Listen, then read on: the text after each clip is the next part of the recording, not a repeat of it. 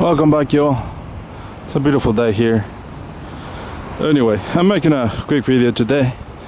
One of my loyal subscribers wanted an update on my driver's license situation. I don't know if I mentioned it before, but I think I did, but I don't remember. That my Alabamian driver's license expired, and usually you cannot renew it online, but I wasn't able to, and I wasn't gonna go back to the States to do that since I'm living here now. So I thought of getting the Uruguayan driver's license instead. I should have homologated my license, because I didn't, and now I had to do everything from scratch, like if you were a teenager, you know, learning to drive, showing the instructor that you can, you know, handle the car and all that stuff. Yeah, all that stuff. So I had to take about 15 classes, 1 hour each, because the government requires that you have that many hours before you can move on to the examination and or the practical test. And so I did that, and now in a few days I'm gonna have my practical test done with an examiner and see where that takes me.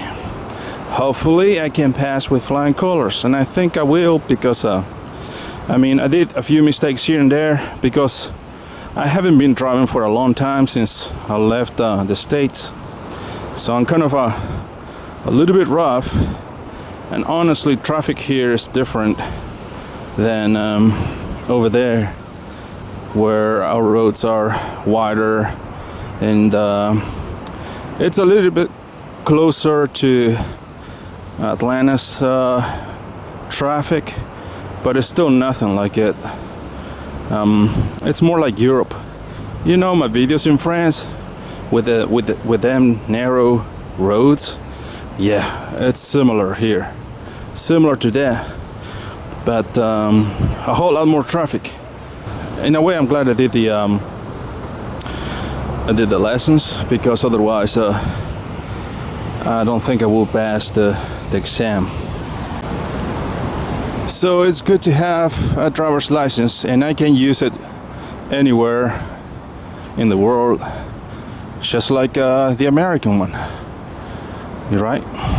Probably in America I probably shouldn't use it over there, because right now it's yeah, probably not a good idea to do that. If they stop you, they don't like it if you have any kind of foreign license. Policemen over there are kind of a little bit strict on that. But I don't plan to be driving over there anytime soon. So, and if I go back to the States, I'm gonna be renewing my driver's license there, and probably get my motorcycle license as well while I'm there. You can also do that here, you know. You can get your motorcycle license, and it's not difficult. They teach you everything. You just have to pay for the lessons, but if you pass your written, then you don't have to do that again for the motorcycle test. And in my case, I did pass the written. I failed it the first time, and on the second time I did well. But yes, if you want to get your driver's license here, the best thing I can advise you to do is to homologate it, because you don't have to go through everything like in my case. Because I had to get, the first thing I had to do is just get a medical exam, which wasn't hard to get. I mean, it took about less than 30 minutes. Very easy. But that's still one extra step you have to do, right? And then the most heavy part of the whole thing is just taking the lessons. which is very time consuming, very boring if you already know how to drive, and you just want to get over with, right? So that's why I say just get it homologated, and you're gonna get your license in almost no time. That's what I would do. But I was an idiot. I didn't do it because I thought, nah, I'll never drive a car again. Why should I? I mean, I can go places in the bike anywhere, right? Well, then I thought, you know what? I could probably use a license. So yeah, that's my story about how to get a driver's license here, and hopefully it's useful if you are in Uruguay. But even if you have a foreign license or if you have an American license, you can drive it here. You can use it here, you know. You don't even need the AAA thing that I got. I paid $20 for that useless stuff. Nobody ever asked me anything about it, you know. And yeah, I got it and I thought, oh yeah, they probably asked me. They probably gonna require it in Spain. And guess what happened? Nobody did. You should show your license. That's it. So I wasted $20 for nothing. I think the AAA is just they only collect money, honestly. But I digress. Would you look at this?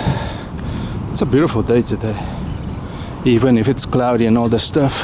Look, here's a school right there. So these are the cars they teach you to drive in. Small cars, small sedan cars. Some of them, you know, we do have this one over there in the States. What is it? Oh yeah, Versa. Yeah, those are everywhere over there. When I was in the States and I got my driver's license, I did it on a Ford F-150. That was a terrible idea. That thing was huge, man. That thing was like a building. And so I failed it, and I had to come back, and I did it on a friend's car, which was I think it was a Grand Marquis. I forget right now, but it was a large car still, but nothing like the F-150. So that's update, Dave. And hopefully I'll let you all know how that went. So now I'm gonna go around running some errands, and I've been thinking about getting a dog, y'all. One of the reasons is safety. The other day, a delivery guy, got robbed. I think at gunpoint, right next to where I live, and that made me think, good grief, I wish I had a Glock. But getting a pew-pew thingy here is kind of hard, because I mean, it's not as easy as it is in the States, right? I mean, if you're a 5-year-old over there, you can get a pew-pew. I have to say it that way because YouTube will cancel me if I say the right word, you know. But then I thought, why not a dog? Dogs are great. Get a Sherman Shepherd. I think that's what you pronounce it like. Shepherd. Anyway, and those dogs, nobody wants to mess with those dogs. I mean, those things are huge, man. And I don't know if you've seen the thieves around here. Well, I haven't shown you that, of course, but I've seen those dudes on their loud motorcycles, tiny little loud motorcycles, and they are tiny, man. I mean, I'm not a muscular guy, and I look huge compared to these guys. But the problem is, they carry you know, the pew pew thing, and I mean, unless you are Chuck Norris, chances are that you're not gonna get you're probably gonna get unalived if you do that, you know. And so that's why I've been thinking about the dog. They're cheap, and guess what? You can actually get a dog on places like, oh, look at that, nice bug. You can actually get a dog on places like eBay here, our version of eBay, which is something you cannot do it over there in the States. Try to go on eBay and type Doberman or whatever dog you have in mind. See if you see any dog for sale there. I don't think even in Craigslist you can do that, because when I tried it, nothing showed up. They have these silly regulations and whatnot.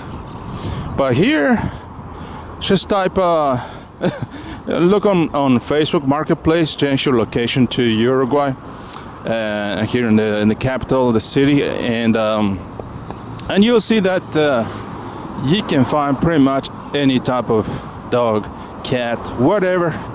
You probably won't find any exotic animals, of course, but you're gonna see the type of dogs I was looking for, like something that can be used for self-defense, like a Doberman, a German Shepherd, dogs like that. And they're not expensive. I saw one for about 15,000 pesos, which is roughly like $400, I think. 300, $400, maybe less. I saw a few that were even cheaper than that. And so, yeah, I've been thinking about that. Now, this doesn't have anything to do with the topic of the video, but I just thought about I will give you that useless kind of information as well. Because if you plan to move to Uruguay, if you plan to move here to the city, we do have a problem with safety lately. Unfortunately, when I came to Uruguay, it was safer for the most part than it is now. But ever since the change of government, things have gone downhill a little bit. I'm not gonna say you're gonna get attacked right and left, because as you can see, people live their lives normally for the most part. Just don't show off like me, holding a camera, and look around and keep an eye on your back. Look around places and watch out for two guys on very loud motorcycles. That's how those guys are almost 90% of the time. Those guys are thieves, and those guys are the ones you want to watch out for, especially when you go places around the beach. They like to look for prey alongside the coast over there, and that's how they get you. But it could happen even around here. So anyway, let's keep going. See, that's what you need to get, one of those dogs. I think I forget what they're called, but I like a specific breed of a dog because they're super intelligent. But I would like to get something that's larger, more menacing, maybe a Doberman or something like that, because those dogs they mean business, man. But look around, as you can see, people are living a normal life. But I'm not gonna lie and say that we don't have crime here, because we do, and it's going up more than usual, unfortunately. At least here in the capital. If you move to small towns across the country, for the most part, you're gonna be just super safe. There's no comparison. All right, guys, so I'm yapping too much. I'm gonna leave you with this view, and I'll see you all on the next one. Hopefully you got something useful out of this.